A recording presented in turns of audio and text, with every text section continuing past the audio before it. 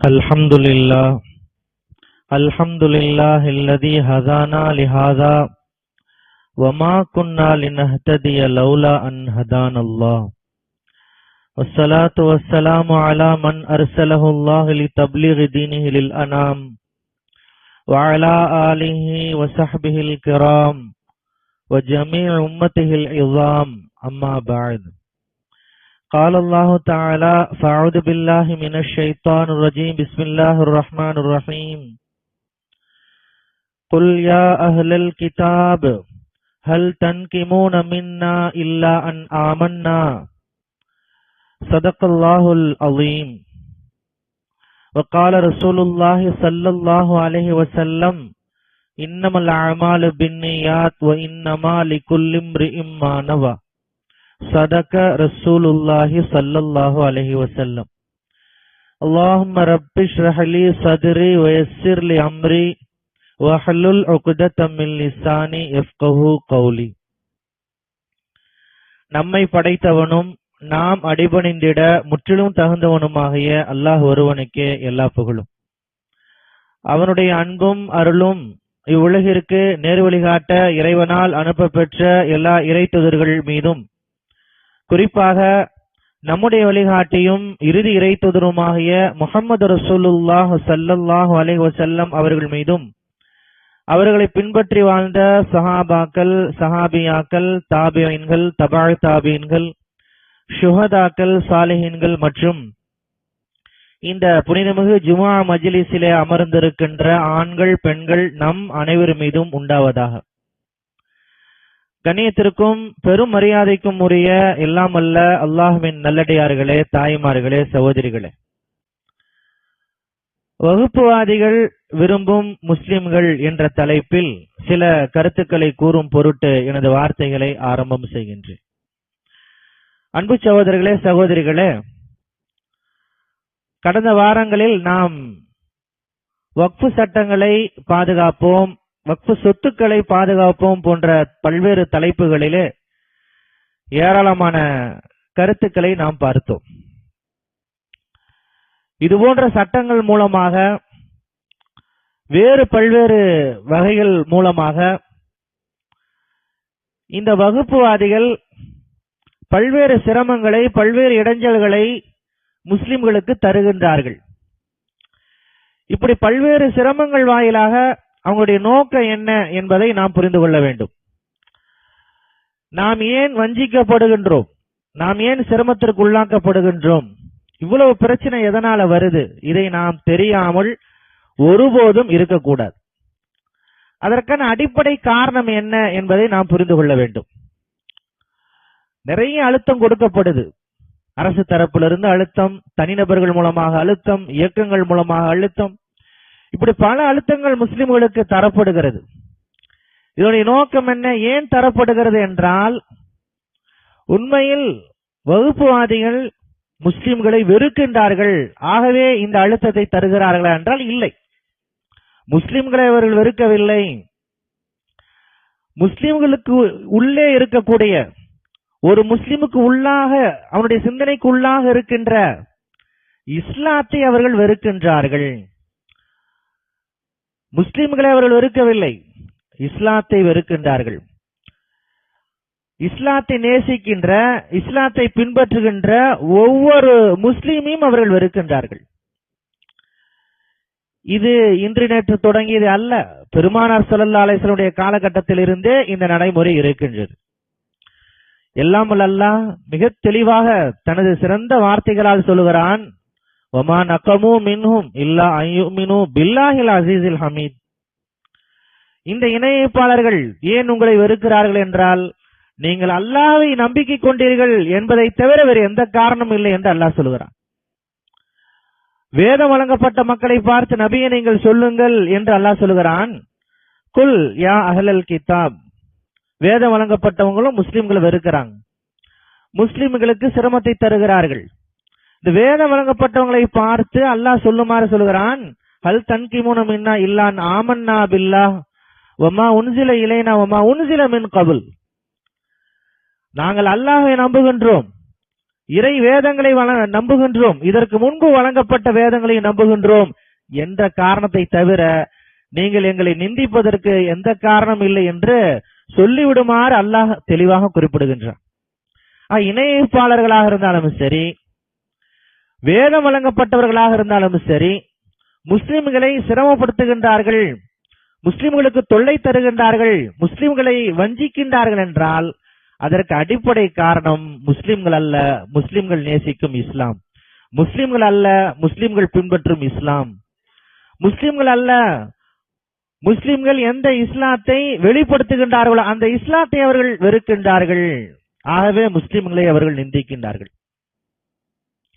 ஆகவே இங்கே ஒரு முக்கியமான கேள்வி எழுகின்றது. வகுப்புவாதிகள் அவர்களுடைய தொல்லையிலிருந்து, சிரமங்களிலிருந்து தப்பிக்க வேண்டுமானால் அவர்கள் விரும்புகின்ற முஸ்லிம்களாக மாறிவிட்டால் அந்த தொல்லைகள் நீங்கிவிடும். ஆகவே நாம் அறிய வேண்டிய மிக முக்கியமான கேள்வி என்ன? வகுப்புவாதிகள் என்ன, எந்த வகையான முஸ்லிம்களை விரும்புகிறார்கள்? அதன் நேர் எதிரே இறைவன் எந்த வகையான முஸ்லிம்களை விரும்புகின்றான்? நமக்கு முன்னால் இருக்கக்கூடிய கேள்வி மிக தெளிவானது. மிகப்பெரிய சிரமத்திற்கு நாம் ஆளாக்கப்படுகின்றோம். இந்த சிரமத்திலிருந்து தப்பிப்பதற்கு என்ன செய்வது? பலரும் யோசிக்கின்றார்கள், முஸ்லிம்கள் யோசிக்கின்றார்கள். உத்தரப்பிரதேசத்திலே, மத்திய பிரதேசத்திலே முஸ்லிம்கள் மிகப்பெரிய அளவில் சிரமப்படுத்தப்படுகின்றார்கள். வகுப்புவாத அரசுகள் மிகப்பெரிய அளவில் சிரமப்படுத்துகிறது. வீடுகள் புல்டோசரால் இடிக்கப்படுகின்றன. ஒரே ஒரு குற்றம் முஸ்லிம் அல்லாத மக்கள் செஞ்சா அவங்க எவ்வளவு பெரிய குற்றம் செஞ்சாலும் பிரச்சனையே கிடையாது. ஆனால் ஒரு சின்ன குற்றமாக இருந்தாலும் சரி, முஸ்லிம் செய்துவிட்டால் உடனடியாக அவருடைய வீடு இடிக்கப்படும். ஏழைகள், பணக்காரர்கள் எந்த வித்தியாசமும் கிடையாது. பதவியில் இருப்பவர்கள், பதவி இல்லாத எந்த வித்தியாசமும் கிடையாது. பிரபலமானவர்கள், பிரபலமற்றவர்கள் எந்த வித்தியாசமும் கிடையாது. முஸ்லிமா, அவன் தவறு செய்திருக்கின்றானா, அது சின்ன தவறாகவும் சரி, பெரிய தவறாக இருந்தாலும் சரி, உடனடியாக அவன் மீது சட்டம் பாயும், உடனடியாக அவனுடைய வீடு இடிக்கப்படும். இதுதான் இன்றைய நிலை. இது போன்ற சிரமங்களிலிருந்து தப்பித்துக் கொள்வதற்கு வகுப்புவாதிகள் விரும்புகின்ற முஸ்லிம்களாக நாம் மாறிவிட்டால் உடனடியாக எல்லா வகையான சிரமங்களிலிருந்தும் நாம் விடுவிக்கப்படுவோம். அப்படி என்றால் வகுப்புவாதிகள் விரும்புகின்ற முஸ்லிம்கள் எப்படி இருப்பார்கள், அவர்கள் எப்படி முஸ்லிம் இருக்க வேண்டும் என்று விரும்புகின்றார்கள் என்று தெரிய வேண்டும். அதன் நேர் எதிரே இறைவன் எப்படிப்பட்ட முஸ்லிம்களை விரும்புகின்றான் என்று நாம் தெரிய வேண்டும். முதலாவதாக வகுப்புவாதிகள் எந்த மாதிரியான முஸ்லிம்களை விரும்புறாங்க என்றால், மதம் மாறுகின்ற முஸ்லிம்களை வகுப்புவாதிகள் விரும்புகின்றார்கள். மதம் மாறிட்டா, இஸ்லாமிய அந்த வளையத்திலிருந்து வெளியே வந்துவிட்டால், நான் இஸ்லாமிய மதத்திலிருந்து வெளியே வந்துட்டேன் என்று பிரகடனப்படுத்தினால் அவர்கள் கொண்டாடப்படுவார்கள். அவர்களுக்கு புகழ் வெளிச்சம் வழங்கப்படும், அவர்களுக்கு பத்திரிகைகள் வழங்கப்படும், அவர்களை பற்றி மீடியாக்கள் பேசும், அவர்கள் எந்த கூட்டம் போட்டாலும் உடனடியாக அவர்களுக்கு அனுமதி வழங்கப்படும், எல்லா வகையான விஷயங்களும் அவர்களுக்கு எளிதாக்கப்படும். அவர்கள் எங்கு வேண்டாலும் செல்லலாம், எங்கு வேண்டுமானாலும் கூட்டங்களை நடத்திக் கொள்ளலாம், அவர்களுக்கு எல்லா வகையான கருத்து சுதந்திரம் வழங்கப்படும். இஸ்லாத்திற்கு எதிராக அவர் பேசுகிறார்களா, உடனடியாக அவர்களுக்கு வழங்கப்படும், அனுமதி வழங்கப்படும். இன்றைக்கு கேரளாவில் ஒரு அசோசியேஷன் இருக்குது, எக்ஸ் முஸ்லிம்கள். உலகத்தில் எங்குமே நாம் கேள்விப்படாத ஒரு வார்த்தை. எக்ஸ் கிறிஸ்தவர்கள் எங்கேயும் கிடையாது, எக்ஸ் இந்துக்கள் எங்கேயுமே கிடையாது. மீடியாக்கள் ஏன் வரிந்து கட்டு அவர்களை ஆதரிக்கின்றன, அவர்களுக்கு புகழ் வெளிச்சம் தருகின்றன என்றால் அவர்கள் மதம் மாறி இருக்கின்றார்கள். கண்ணியத்திற்குரிய பெருமானார் ஸல்லல்லாஹு அலைஹி வஸல்லம் காலகட்டத்திலே ஹுதைபியா உடன்படிக்கை நடந்தது. அந்த ஹுதைபியா உடன்படிக்கையில ஒரு மிகப்பெரிய நிபந்தனை என்ன தெரியுமா? அந்த நிபந்தனை தான் இன்றைக்கு இந்த வகுப்புவாதிகள் விரும்புகின்ற நிபந்தனை.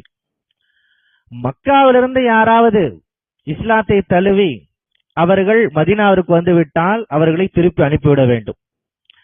ஆனால் மதீனாவிலிருந்து யாராவது மக்காவிற்கு வந்துவிட்டால் அவர்கள் திருப்பி அனுப்பப்பட மாட்டார்கள். இப்படி இந்த இரட்டை அளவுகோல் அன்றைக்கு மக்கா இணைப்பாளரிடத்தில் இருந்தது, அதே அளவுகோல் தான் இன்றைக்கும் இந்த வகுப்புவாதிகள் விரும்புகிறார்கள். இந்து மதத்திலிருந்து யாராவது இஸ்லாத்துக்கு வந்துவிட்டால் துடிப்பார்கள், இவர்கள் மதம் மாறிவிட்டார் என்று சொல்லுவார்கள், மதத்தை மாற்றிக்கொள்ள முடியாது என்று சொல்லுவார்கள், மதம் பிறப்பிலே வரக்கூடிய ஒரு அடையாளம் என்று சொல்லுவார்கள். ஆனால் இஸ்லாத்திலிருந்து யாராவது போய்விட்டால் அது அவருடைய உரிமை என்று சொல்வார்கள். கருத்துரிமையை பறிக்காதீர்கள் என்று சொல்வார்கள். அவர்களுக்கு அது சுதந்திரம் இருக்கிறது என்று சொல்லுவார்கள். ஆக வகுப்புவாதிகள் விரும்புகின்ற முஸ்லிம்கள் யார் என்றால் மதம் மாறக்கூடிய முஸ்லிம்கள். அதன் நேர் எதிரே இறைவன் விரும்புகின்ற முஸ்லிம்கள் யார்? கடைசி வரையில் இறுதி வரையில் ஈமானை காப்பாற்றுபவர்கள் தான்.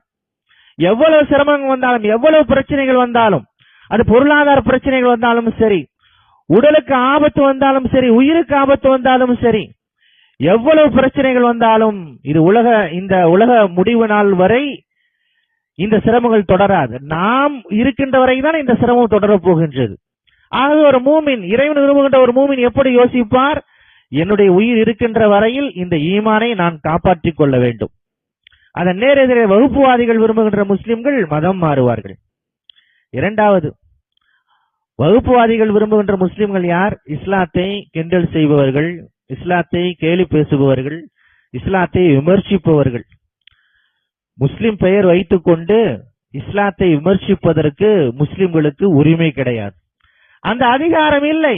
எல்லாம் அல்லாஹ் குறிப்பிடுகின்றான், வமா கான லிமுஃமினின் வலா முஃமினத்தின் இதா கலல்லாஹு வ ரசூலுஹு அம்ரன் அன் யகூன லஹுமுல் ஹியரத்து மின் அம்ரிஹி.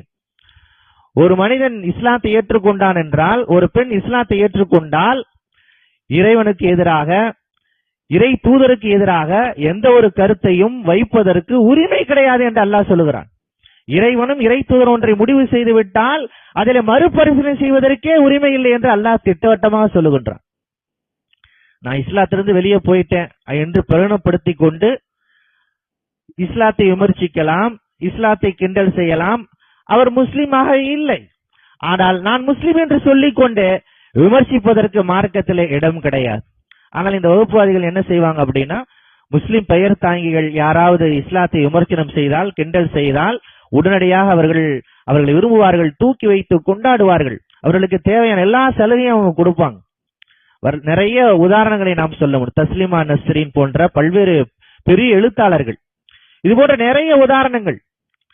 அவர்கள் இஸ்லாத்தை கிண்டல் செய்தார்கள். அவருடைய நாவல்கள் வாயிலாக, அவருடைய எழுத்தாக்கங்கள் வாயிலாக, அவருடைய பேச்சுக்கள் மூலமாக. சல்மான் குர்ஷித் போன்ற பல மக்கள், பல அறிஞர்கள். ஏனென்றால் இவர்கள்லாம் வகுப்புவாதிகள் விரும்புகின்ற முஸ்லிம்கள். எல்லாம் அல்லாஹ் குறிப்பிடுகின்றான், அபில்லாஹி வஆயாத்திஹி குன்தும் தஸ்தஹ்சிஊன், அல்லாஹ்வுடைய வசனங்களை கிண்டல் செய்வீர்களா என்று அல்லாஹ் எச்சரிக்கை செய்கின்றான். முஸ்லிம்களாக இருந்து கொண்டு, இஸ்லாமியர்களாக இருந்து கொண்டு அல்லாஹ்வுடைய வசனங்களை கிண்டல் செய்வீர்களா என்று அல்லாஹ் கேட்கின்றான். அல்லாஹ் மற்றொரு வசனத்தை சொல்லுகின்றான், வகத் நஸல அலைக்கும் ஃபில் கிதாப் அன் இதா சமிஅத்தும் ஆயாத்தில்லாஹி யுக்ஃபரு பிஹா வ யுஸ்தஹ்ஸஉ பிஹா. ஒரு சபையில் இஸ்லாத்தை குறித்து கிண்டல் செய்யப்படுகிறது, கேலி செய்யப்படுகிறது என்றால் அந்த சபையில் உங்களுக்கு என்ன வேலை என்று அல்லாஹ் கேட்கின்றான். அங்கிருந்து நீங்கள் எழுந்து சென்று விடுங்கள் என்று அல்லாஹ் சொல்லுகின்றான். முஸ்லிமாக இருந்து கொண்டு இஸ்லாத்தை விமர்சிப்பதற்கு, கிண்டல் செய்வதற்கு அனுமதி கிடையாது. ஆனால் இந்த வகுப்புவாதிகள் அத்தகைய முஸ்லிம்களை விரும்புவார்கள். அத்தகைய முஸ்லிம்களுக்கு அவர்கள் மேடை வழங்குவார்கள், பாதுகாப்பு வழங்குவார்கள். மூன்றாவது, வகுப்புவாதிகள் விரும்புகின்ற முஸ்லிம்கள் யார் என்றால், மற்ற கொள்கைகளை மேலானதாக கருதக்கூடியவர்கள், இஸ்லாத்தை மட்டமாக கருதக்கூடியவர்கள். இஸ்லாம் தோற்றுவிட்டது, இஸ்லாம் 1400 ஆண்டுகளுக்கு முன்பு வந்த ஒரு கொள்கை, அதன் மூலமாக எந்த பலனும் கிடையாது, அது தன்னுடைய வசீகரத்தை இழந்து விட்டது, காலத்திற்கு ஒத்து போகாதது இஸ்லாம் என்றெல்லாம் மற்ற கொள்கையை உயர்வாக நினைத்து இஸ்லாத்தை கேவலமாக மட்டமாக நினைக்கின்ற முஸ்லிம்களை வகுப்புவாதிகள் விரும்புவார்கள். அவர்கள் எங்கிருந்தாலும் அவர்களுக்கு உடனடியாக அவர்கள் தோள் கொடுப்பார்கள். வங்கதேசத்தினுடைய, பங்களாதேஷனுடைய அதிபரை நாம் பார்த்தோம். அவர்களுக்கு இந்தியா உடனே அடைக்கலம் கொடுக்கின்றது, காலிதா ஜியா. இவர்களெல்லாம் எப்படிப்பட்ட தலைவர்கள் என்றால், இஸ்லாத்தை ஒருபோதும் அவர்கள் உயர்வாக கருதியதே கிடையாது. அவர்கள் மற்ற கொள்கையைத்தான் உயர்வாக கருதுவார்கள். இஸ்லாத்தை விட கம்யூனிஸ்டை உயர்வாக கருதுவார்கள், இஸ்லாத்தை விட கேபிட்டலிசத்தை உயர்வாக கருதுவார்கள், இஸ்லாத்தை விட மற்ற கொள்கைகள் எல்லாவற்றையும் அவர்கள் உயர்வாக கருதுவார்கள், மேற்கத்திய கலாச்சாரத்தை உயர்வாக கருதுவார்கள். இஸ்லாத்தை காலாவதி ஆகிவிட்டது என்று கருதக்கூடிய முஸ்லிம்கள், இப்படிப்பட்ட முஸ்லிம்களை வகுப்புவாதிகள் விரும்புவார்கள். இதன் நேர் எதிரே அல்லாஹ் விரும்புகின்ற முஸ்லிம்கள் எப்படி இருப்பார்கள்? அல்லாஹ்வுடைய கொள்கைகளை, இறை தூதர் வழங்கிய கொள்கைகளை உயர்வாக கருதுவார்கள். முஹம்மது ஸல்லல்லாஹு அலைஹி வஸல்லம் அவர்கள் தான் உயர்ந்த தலைவர், சிறந்த தலைவர் என்பதிலே அவர்கள் உறுதியாக இருப்பார்கள். ஆனால் வகுப்புவாதிகள் விரும்புகின்ற முஸ்லிம்கள் மற்ற கொள்கைகளை சிறந்தது என்று நினைப்பார்கள். அதே போன்று வகுப்புவாதிகள் விரும்புகின்ற முஸ்லிம்கள் எப்படி இருப்பார்கள் என்றால், இஸ்லாமிய அடையாளத்தை வெளிப்படுத்துவதற்கு வெறுப்பார்கள். இஸ்லாமிய அடையாளத்தை வெறுக்கக்கூடிய முஸ்லிம்கள் தான் வகுப்புவாதிகள் விரும்பக்கூடிய முஸ்லிம்கள். ஒரு முஸ்லிம் பெண்மணி சொல்கிறாள், நான் பர்தா அணிய மாட்டேன், அது ஒரு அடக்குமுறை என்று சொன்னால், அந்த முஸ்லிம் பெண்மணி வகுப்புவாதிகள் விரும்பக்கூடிய முஸ்லிம். இஸ்லாமிய அடையாளத்தை புடைத்தெறிவதற்கு தயாராக இருக்க வேண்டும். இஸ்லாமிய அடையாளத்தை வெளிப்படுத்துவதற்கு தயங்க வேண்டும். அப்படிப்பட்ட முஸ்லிம்களை வகுப்புவாதிகள் நிச்சயம் விரும்புவார்கள். அவர்களை கொண்டாடுவார்கள். அவர்களுக்கு தேவையானவற்றை எல்லாம் செய்து தருவார்கள். ஆனால் அதன் நேர் எதிரே அல்லாஹ் விரும்புகின்ற முஸ்லிம் எப்படி இருப்பார்? அவர் எப்பொழுதுமே இஸ்லாமிய அடையாளத்தை வெளிப்படுத்துவார். தான் முஸ்லிம் என்பதை பிரகடனம் செய்து கொண்டே இருப்பார். இல்லாமல் அல்லாஹ் குறிப்பிடுகின்றான், வமன் அஹ்ஸனு கௌலன் மிம்மன் தஆ இலல்லாஹி வ அமில ஸாலிஹன் வகால இன்னனி மினல் முஸ்லிமீன் வகால இன்னனி மினல் முஸ்லிமீன். அவ யார் அழகிய வார்த்தை சொல்பவன், தான் எங்கு சென்றாலும் தான் முஸ்லிம் என்று தன்னை வெளிப்படுத்துபவனை விட அழகிய சொல் சொல்பவன் யார் என்று அல்லாஹ் கேட்கின்றான். எங்கு போனாலும் இஸ்லாத்தை வெளிப்படுத்த வேண்டும். இன்றைக்கு இஸ்லாமிய அடையாளத்தை மறைக்கின்ற ஒரு நிலை மேலோங்கி வருவதை நாம் பார்க்கின்றோம். மற்றவங்க நம்மள முஸ்லிம் தெரிஞ்சிடக்கூடாது, அந்த மாதிரி நாம் நடந்து கொள்ளக்கூடிய ஒரு மனோபாவம் இன்றைக்கு வளர்ந்து வருகின்றது. இஸ்லாமிய அடையாளத்தை மறைப்பது, நாம் முஸ்லிம் என்பதை மறைப்பது, இப்படிப்பட்ட நிலை மேலோங்கி வருவதை நாம் பார்க்கின்றோம்.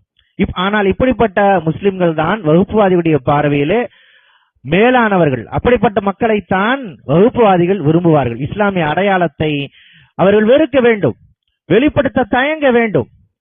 அதே போன்று வகுப்புவாதிகள் விரும்புகின்ற முஸ்லிம்கள் யார் என்றால், மற்ற கொள்கைகள் தான் இந்த காலத்திற்கு தீர்வை தரக்கூடியது என்று சிலாகித்து பேச வேண்டும். அப்படிப்பட்ட முஸ்லிம்களை வகுப்புவாதிகள் விரும்புவார்கள். இஸ்லாம் எல்லாவற்றிற்குமே நமக்கு தீர்வை வழங்குகின்றது. எல்லாம் அல்லாஹ் திருமறை குர்ஆனிலே பல இடங்களிலே குறிப்பிடுகின்றான். அல்லாஹ் இறக்கிய சட்டங்களை யார் மீறுகின்றார்களோ ஃபஉலாயிக ஹுமுல் ஃபாசிகூன் ஃபஉலாயிக ஹுமுல் ஸாலிமூன் ஃபஉலாயிக ஹுமுல் ஃபாசிகூன் என்று அல்லாஹ் பல்வேறு வார்த்தைகளை கண்டிக்கின்றான். அல்லாஹ் நமக்கு எல்லா வகையான சட்டங்களையும் இறக்கி இருக்கின்றான். சிவில் சட்டங்களை வழங்கி இருக்கிறான், கிரிமினல் சட்டங்களை வழங்கி இருக்கின்றான். இறைவன் வழங்கிய அந்த சட்ட திட்டங்களின் அடிப்படையில் தான் நாம் தீர்வை நோக்கி செல்ல வேண்டும். இஸ்லாம் எல்லா பிரச்சனைக்கும் தீர்வை தருகின்றது. ஏனென்றால் இஸ்லாம் இறைவனால் வழங்கப்பட்டது. இறைவன் எல்லாவற்றையும் அறிந்தவன். எல்லா வகையான பிரச்சனைகளுக்குமான தீர்வாகத்தான் இஸ்லாத்தை அல்லாஹ் வழங்கி இருக்கின்றான். ஆனால் வகுப்புவாதிகள் எத்தகைய முஸ்லிம்களை விரும்புகிறார்கள் என்றால், நம்முடைய பிரச்சனைகளுக்கு இஸ்லாத்தை நோக்கி செல்லாமல் மற்ற கொள்கையை நோக்கி செல்லக்கூடிய, மற்ற வழிகாட்டுகளை நோக்கி செல்லக்கூடிய, ஜனநாயகத்தை நோக்கி செல்லக்கூடிய, கம்யூனிசத்தை நோக்கி செல்லக்கூடிய, அல்லது இந்திய நீதிமன்றங்களை நோக்கி செல்லக்கூடிய முஸ்லிம்களை வகுப்புவாதிகள் விரும்புவார்கள்.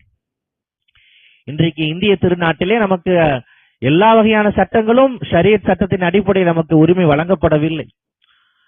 ஆரம்பத்திலே முகலாருடைய ஆட்சி முடிவுக்கு வந்த அந்த காலகட்டங்களில் ஷரியத் சட்டங்கள், கிரிமினல் சட்டங்களும் அமுலில் இருந்தன. ஆங்கிலேயர்கள் வந்த பொழுது ஒரு 10-20 ஆண்டுகள் அது அப்படியே நடைமுறையில் இருந்தது. முதலாக கிரிமினல் சட்டங்களை அவர்கள் எடுத்தார்கள், காலாவதியாக்கினார்கள். இஸ்லாமிய ஷரியத் சட்டங்களை, கிரிமினல் சட்டங்களை அவர்கள் காலாவதியாக்கினார்கள். பிற்பாடு மெல்ல மெல்ல இஸ்லாத்தினுடைய பல்வேறு சிவில் சட்டங்கள் இருந்தும் அவர்கள் அந்த சட்டங்களை எல்லாம் காலாவதியாக்கினார்கள்.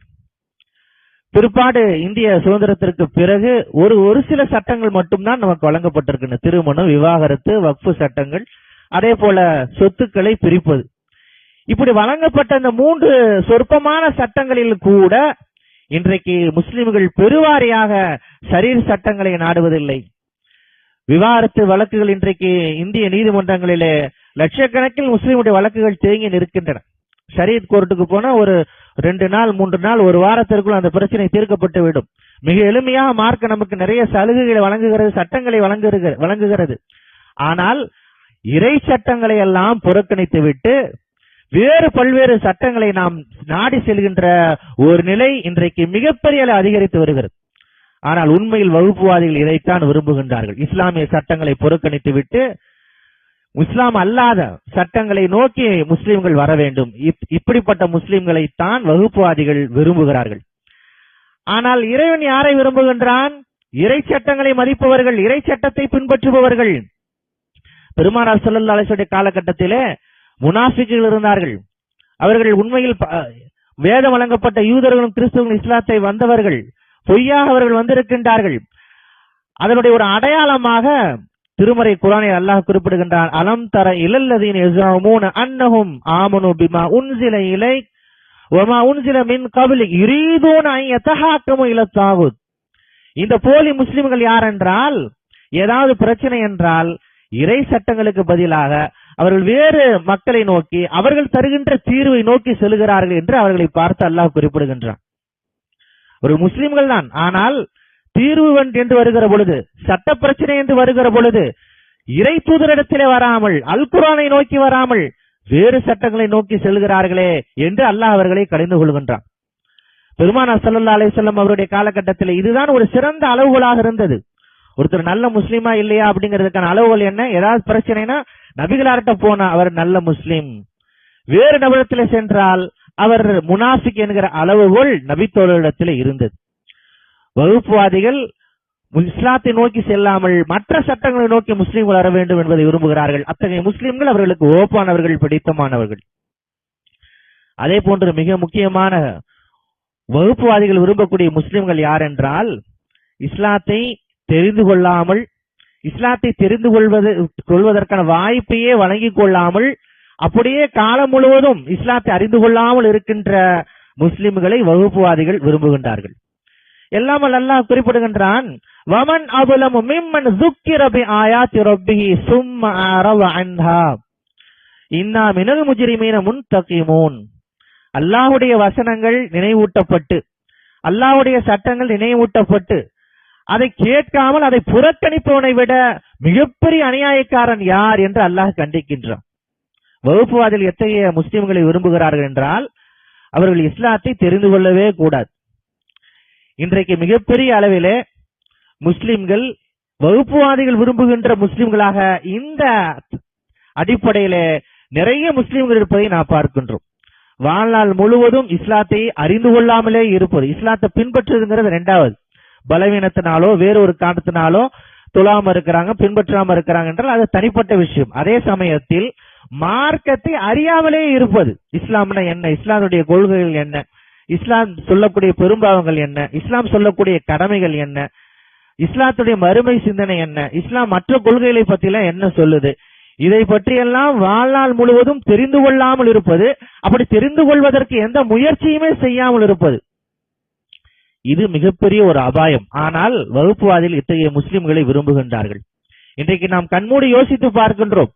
நம் வாழ்நாளில் நம்முடைய குழந்தைகளுக்கோ அல்லது நாமோ இஸ்லாத்தை முறையாக ஒரு வாரமோ அல்லது ஒரு 10 நாட்களோ அல்லது ஒரு வருடமோ இஸ்லாத்தை தேவையான அளவு நாம் எந்த பருவத்திலே கற்றுக்கொண்டோம் என்பதை நாம் கண்மூடி யோசித்து பார்க்க வேண்டும்.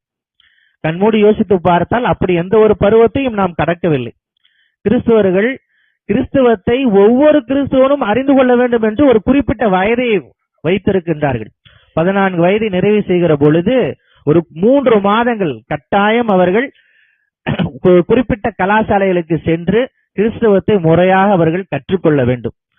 அந்த ஒரு சர்டிபிகேட் கொடுப்பாங்க. அந்த சர்டிபிகேட் இருந்தாதான் எல்லா வகையிலும் அவர்களுக்கு அது அடிப்படையாக இருக்கும். அது இல்லாம எந்த ஒரு கிறிஸ்துவத்தினுடைய எந்த ஒரு அம்சத்தையும் அவர்கள் பெற முடியாது. அப்படிப்பட்ட ஒரு கட்டாயத்தை நாம் கடக்கின்றோமா என்றால் நிச்சயம் இல்லை. ஒரு குறிப்பிட்ட வயதிலே இஸ்லாத்தை நான் தெரிந்து கொண்டேன். இன்றைக்கு ஒரு சிறப்பான ஏற்பாடாக பள்ளிகளில் மக்தப் மர்சாக்கள் இருக்கின்றன. நம்முடைய பிள்ளைகள் அந்த மக்தப் மர்சாவிற்கு செல்கிறார்கள் என்பதை நாம் உறுதி செய்கின்றோமா என்றால் கிடையாது. ஒரு மஹல்லாவில 1000 சிறுவர்கள் இருக்கிறார் என்றால் அந்த பள்ளியில எத்தனை சிறுவர்கள் மதரசாவுக்கு வருகிறார்கள் என்பதை நாம் பார்க்க வேண்டும். மக்தப் மர்சாவிற்கு செல்லாமல் நம்முடைய சிறுவர்கள் நம்முடைய காலத்தை கழிக்கின்றார்கள், கடக்கின்றார்கள். அதன் வாயிலாக ஒரு பெரிய ஒரு கூட்டம், இளைஞர் கூட்டம் உருவாகி இருக்கிறது. இஸ்லாத்தை அறிந்து கொள்ளாமலேயே அவர்கள் தங்களுடைய இளமை பருவத்தை தொட்டு விட்டார்கள். முஸ்லிம்களாக வாழ தொடங்கி விட்டார்கள். இஸ்லாத்திற்கும் அவர்களுக்கும் எந்த சம்மதமும் கிடையாது. உண்மையில் இப்படிப்பட்ட முஸ்லிம்களைத்தான் வகுப்புவாதிகள் விரும்புகிறார்கள். அதை நேரெதிரே இறைவன் விரும்புகின்ற முஸ்லிம்கள் யார்? இஸ்லாத்தை கற்றுக்கொண்ட முஸ்லிம்கள். இஸ்லாத்தை கற்றுக்கொள்வதற்கு நேரத்தை ஒதுக்கி தர அதை ஆர்வப்படுகின்ற முஸ்லிம்களை இறைவன் விரும்புகின்றான்.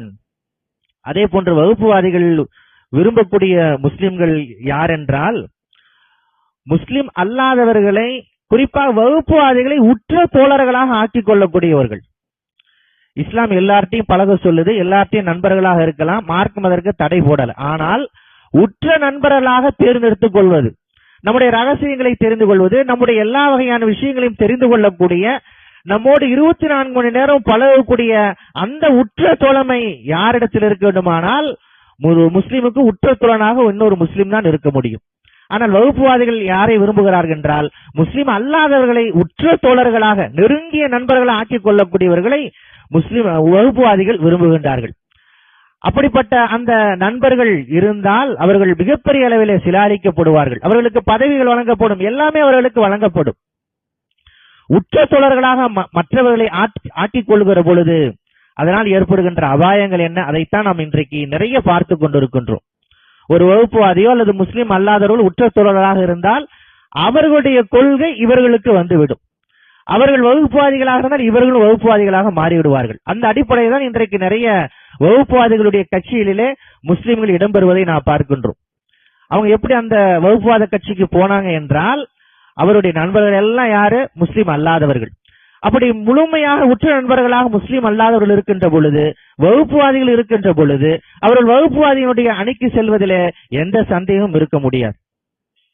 அதே போன்று வகுப்புவாதிகள் விரும்பக்கூடிய முஸ்லிம்கள் யார் என்றால், இந்துத்துவாவுடைய அந்த கொள்கைகளை உள்வாங்கிக் கொண்ட இந்துத்துவாவிற்கு நெருக்கமான முஸ்லிம்கள். நாம் இதை மிக தெளிவாக சொல்வதாக இருந்தால், சூஃபியாக்கள். சூஃபித்துவம் என்பது என்ன? சூஃபித்துவத்தை நாம் புரிய வேண்டுமானால் இஸ்லாத்தை நாம் புரிய வேண்டும். இஸ்லாம் என்றால் இறைவன் வேறு, படைப்பிடங்கள் வேறு என்று சொல்வதுதான் இஸ்லாம். சூஃபித்துவம் என்றால் இறைவனும் படைப்பிடம் ஒன்று என்று சொல்வதுதான். படைத்தவனும் படைப்பினங்களும் ஒன்று என்று சொல்லுவது சூஃபித்துவம். இந்த சூஃபித்துவம் என்பது வேறு ஒன்றுமில்லை, அதுதான் இந்துத்துவா. இந்துத்துவா என்ன சொல்லுகிறது என்றால், படைத்தவனும் படைப்பினங்களும் ஒன்று என்று சொல்லுகிறது. காணும் பொருளெல்லாம் கடவுள் என்று சொல்லுகின்றது. இறைவன் கல்லிலும் இருப்பான், தூணிலும் இருப்பான், துரும்பிலும் இருப்பான் என்று சொல்லுகின்றது. இந்த அடிப்படையிலே தான் சிலை வழிபாடு வருகிறது. இந்த அடிப்படையில் தான் மனிதர்களை வழங்குவது வருகிறது. இந்த அடிப்படையில் தான் மரத்தை வழங்குவது, தாய் மண்ணை வழங்குவது எல்லாமே வருகின்றது. இந்த கொள்கைக்கான ஒரு அரபி பெயராகத்தான் சூஃபித்துவம் என்பது இருக்கிறது. ஆகவேதான் வகுப்புவாதிகள் சூஃபியாக்களோடு நெருங்கிய தொடர்பு கொண்டவர்களாக இருப்பதை நாம் பார்க்கின்றோம். சூஃபியாக்கள் ஒரு மாநாடு நடத்தினால் அங்கே பிரதமர் செல்கின்றார், அங்கே அமைச்சர்கள் செல்கிறார்கள். இந்த சூஃபியாக்களுக்கு நெருக்கமானவர்கள் தான் தர்கா கலாச்சாரத்தை விரும்பக்கூடியவர்கள். இஸ்லாத்திலே தர்கா என்பது ஒன்று கிடையாது. மன்னரை தரிசிப்பது என்பது வேறு, பொது மக்பரஸ்தானுக்கு போறோம், அங்க ஜியாரத் செய்றது என்பது வேறு. ஆனால் தர்கா கலாச்சாரம் என்பது வேறு. சந்தனக்கூடு, அதனுடைய திருவிழாக்கள், இது போன்ற விஷயங்கள், இவையெல்லாம் இந்துத்துவா விரும்பக்கூடிய, இந்துத்துவாவிற்கு நெருக்கமான கலாச்சாரமாகவே அவர்கள் பார்க்கின்றார்கள். ஆகவேதான் அவர்கள் தர்காவிற்கு முக்கியத்துவம் தருவார்கள். அவர்கள் பள்ளிவாசலுக்கு செல்ல மாட்டார்கள், தர்காக்களுக்கு செல்லுவார்கள். தர்காவுடைய பல்வேறு விஷயங்களுக்கு அவர்கள் முன்னுரிமை வழங்குவார்கள். இப்படி இந்துத்துவா விரும்பக்கூடிய முஸ்லிம்கள் யார் என்றால், சூஃபியாக்களும் அந்த தர்கா சிந்தனை ஆதரிக்கக்கூடியவர்கள். அதன் நேர் எதிரே இறைவன் விரும்பக்கூடிய முஸ்லிம்கள் யார்? இணை வைக்காதவர்கள், இறந்தவரிடத்திலே துவா செய்யாதவர்கள், பிரார்த்தனை செய்யாதவர்கள், இறைவனை மட்டுமே வணங்கக்கூடியவர்கள், இறைவனிடத்திலே மட்டுமே பிரார்த்தனை செய்யக்கூடியவர்கள், இறைவன் வேறு படைப்பினங்கள் வேறு என்று சொல்லக்கூடியவர்களை இறைவன் விரும்புகின்றான். இந்த இந்து வகுப்புவாதிகள் விரும்பக்கூடிய முஸ்லிம்களுக்கான ஒரு சிறந்த உதாரணம் யார் என்றால், முன்னாள் குடியரசுத் தலைவர் அப்துல் கலாம். நீங்கள் இப்பொழுது சொல்லப்பட்ட எல்லா அடையாளங்களையும் நீங்கள் பார்க்கலாம். அப்துல் கலாம் அவர்களிடத்தில் இருந்தது. அவர் சிறந்த மனிதர் என்பதெல்லாம் வேறு, சிறந்த நிர்வாகி என்பதெல்லாம் வேறு. ஆனால் அவர் முஸ்லிமா என்று சொன்னால் அங்கே மிகப்பெரிய ஒரு கேள்விக்குறி எழுகிறது. ஆகவேதான் அவர்கள் வகுப்புவாதிகளால் கொண்டாடப்பட்டார். இன்றைக்கும் மிகப்பெரிய அளவிலே அவர்கள் சொல்லுவது என்ன? நாங்கள் ஆட்சியில் இருந்த போதுதான் உயர்ந்த பதவியிலே முஸ்லிம்களை நாம் வைத்தோம் என்று அவர்கள் சொல்லுகின்றார்கள். அப்துல் கலாம் போன்ற வகுப்புவாதிகள் விரும்புகின்ற முஸ்லிம்களாக இருந்தால் அவர்கள் அதற்கு மேலே கொண்டாடப்படுவார்கள். அதே சமயத்திலே இறைவன் விரும்புகின்ற முஸ்லிம்களாக இருந்தோம் என்றால் நாம் வஞ்சிக்கப்படும், நாம் சிரமத்திற்கு உள்ளாக்கப்படும், நம்முடைய வீடுகள் இடிக்கப்படும். இனி மிகப்பெரிய அளவில கூட சூழ்நிலைகள் மாறலாம், மிகப்பெரிய அளவில் நெருக்கடிக்கு நாம் ஆளாகலாம். இப்படிப்பட்ட சூழல்களில் எல்லாம் நாம் கேட்க வேண்டிய மிக முக்கியமான கேள்வி என்ன? நாம் இறைவன் விரும்புகின்ற முஸ்லிம்களாக இருக்கின்றோமா அல்லது வகுப்புவாதிகள் விரும்புகின்ற முஸ்லிம்களாக இருக்கின்றோமா என்ற கேள்விதான். எல்லாம் அல்ல அல்லாஹ் இறைவன் விரும்புகின்ற முஸ்லிம்களாக, அல்லாஹ் விரும்புகின்ற இறை தூதர் விரும்புகின்ற முஸ்லிம்களாக நம் அனைவரும் ஆக்க வேண்டும் என்று துஆ செய்து இந்த அளவில் நிறைவு செய்துள்ளேன். பாரக்கல்லாஹ் லனா வலக்கும் ஃபில் குர்ஆனில் அஸீம் வ நஃபஅனா வ இய்யாக்கும் பில் ஆயாத்தி வ ஸிக்ரில் ஹகீம். இன்னஹு தஆலா ஜவாதுன் கரீம் மலிகுன் கதீம் பர் ரഊஃபுர் ரஹீம் ரப்புன் ஹலீம்.